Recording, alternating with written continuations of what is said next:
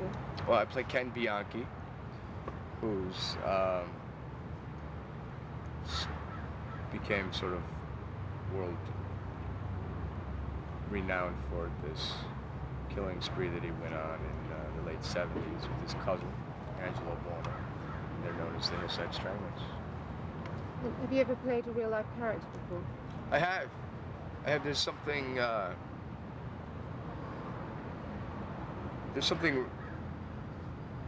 mean, there's a certain amount of responsibility that goes along with it that I feel I feel obligated to the person that existed. But, you know, the loads of research that's available when you do something factual is incredible, especially with the internet these days.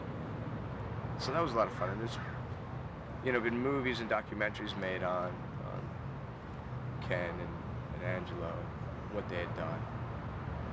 One in particular by the BBC that was fantastic, that supplied a lot of information.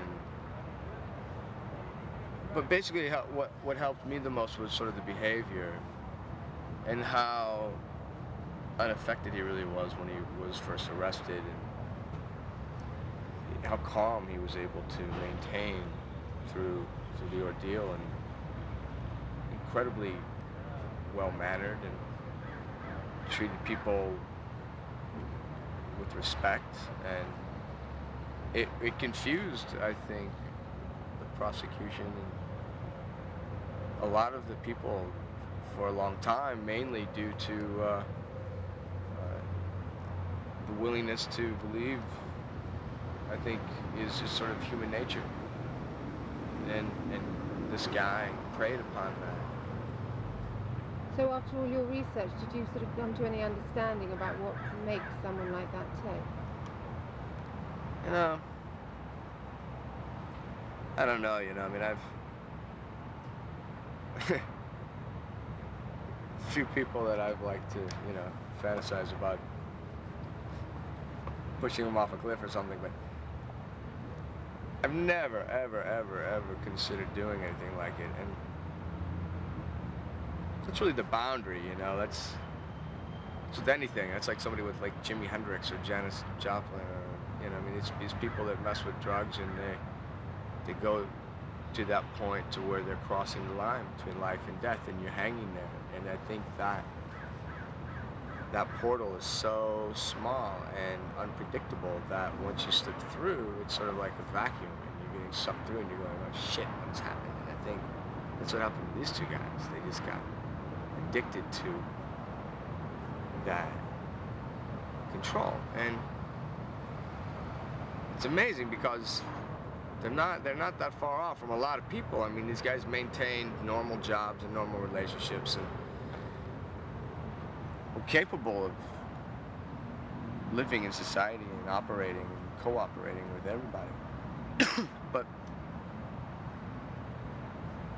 there was something about, you know, they say when an animal, a dog, a pit bull, whatever sort of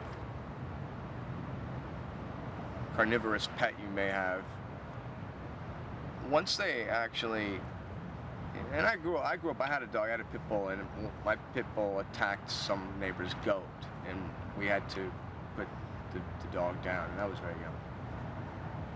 And the reasoning behind it, which I don't know if it's true or not, but apparently is once they do that, once they get the taste of blood, they want more. Well, that's, you know, quite evident in this case. I mean, the first, I think, victim was a leap into the void. I mean, it wasn't something, I think, planned, and particularly from Bianchi. Buono was a little darker. He was a little more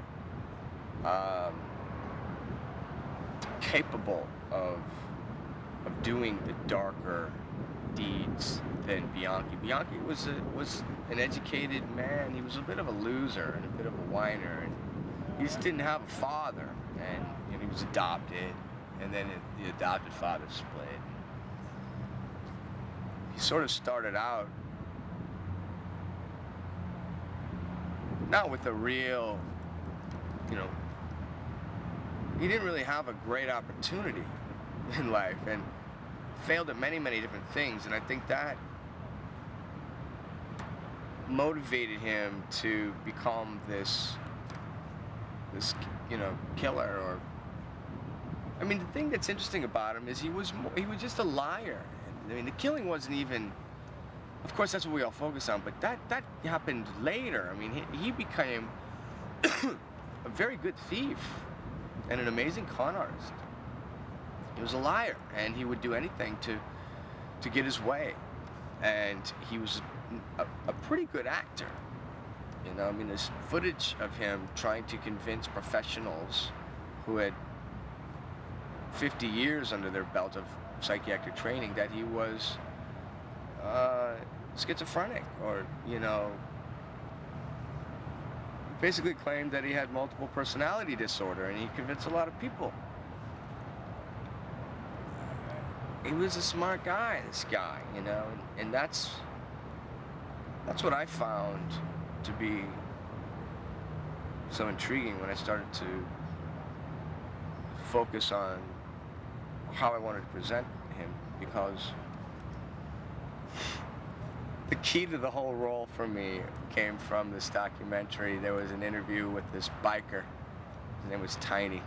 He's a 400-pound biker. And he was hired by an attorney who had some bad, sort of shady dealings going on with these two boys and some escorts. And one of the girls had told this client, the attorney, that these two guys were treating them so horribly, and that they were forced to become prostitutes against their will, and they were beaten into submission. And so this attorney sent these bikers over to straighten things out, and Angelo Buono was working on a car, and they pulled him through the window and shook him upside down. Didn't really punch him around too much, just scared him to death. Told him to leave the attorneys and the girls alone, to stop this or they'd be back. And they said when they went to find Ken, he'd locked himself in behind a security gate and was sniveling, crying, "Don't hurt me, don't hurt me." And his reference to Ken Bianchi was, Ken Bianchi's just a sniveling little poo butt. So for me, that pretty much summed it up, Once I was able to lock into that, I understood how he worked, I mean, a lot of people that hit children and women and animals are scared to death to face, an opponent that's of potentially equal weight or even stronger or so, or bigger. And psychologically, that was a really big piece to the puzzle for me, because I played this reluctant murderer through the movie, and I found that to be more interesting for me than to just play this sort of, exuberant, fanatical, blood-lusting freak. And through the documentary footage, I found that these personalities that he was trying to present to the people, one of them was really dark. And one of them was this character, Steve, who was apparently the guy that was doing the murderings and the killings. And Ken would claim in his conscious state that he had no idea what was going on with any of the murderings, and he would never do such a thing. And then in this sort of hypnotic state, through this trance-like, I don't know, it was almost performance, really, he'd pretend to be this other character, Steve. And he'd talk different, he had an edge, and he was, divulging a lot of information about the bodies and the way they were killed, and how it didn't affect him. And I was able to take the two and really apply them to the performance, and almost be two different people do two different times. Because when he's with Angelo, he's really pretending to be something he's not. And when he's with his girlfriend, he's hoping to be something that he's not. And he's really just this pathetic character. And it's kind of sad. But it made for just a heyday to come to work. You know, it was a lot of fun. It was a license to steal for as far as being a performer. And it was probably the most significant role I've had in years. And, you know, I've done a lot of work, and probably a lot of work that I shouldn't have done. But as far as this goes, I've been really, really pleased. Did you find it emotionally draining to go to those places, or was it just fascinating from a mental point of view? Well, it was interesting what it did to everybody around us. You know, it affected the crew. I don't necessarily work I don't carry my day with me, you know, and I can't, I don't feel free when I'm in the moment, when it's time to do the work, if I'm like constantly carrying it all with me. And, you know, if I got to do some heavy moment where my father died and I'm thinking about my dead grandfather all day or something, I mean, I just can't do that. So I pretty much like to have a good time, even when we're doing heavy stuff. But I can get to the heavy moment by having a good time easier. And think deeper than if I'm trying to force something all day long. But the risk is that it might not be there sometimes, but you have to take that risk and trust that you won't panic and begin to force something, but you will step back and allow something to happen. And that doesn't, you know, I mean, you don't always have the freedom and luxury to do that on this sort of schedule that we've been on, but this has been a real organic process for me from day one, because I didn't have months to rehearse this and know what I want to, really. I mean, this is like really gruesome content, and you know, it's made me think crazy thoughts, this piece. I mean, I think things, sometimes I'm walking down the market aisle and I look at a woman and I think something absolutely like that I would never have thought before. And I'm just I said to my wife today, I said, you know, I need to go away for 10 days with my family and just sort of reconnect with myself and find myself again, because as I was protesting earlier when I began this movie, I was really a nice guy, you know, and I've just sort of sunken into this space. But you can't help it, you know, if you really are connected and committed, and, you know, you start to just become it and think it, and, you know, it's time to finish. It's time to finish. I don't know if I could feel good about myself if I did this all the time. And of course, you know, these type of roles don't come around all the time. But I wouldn't, now that it's pretty much over, I wouldn't, I mean, I love the experience. I really loved working with Nick.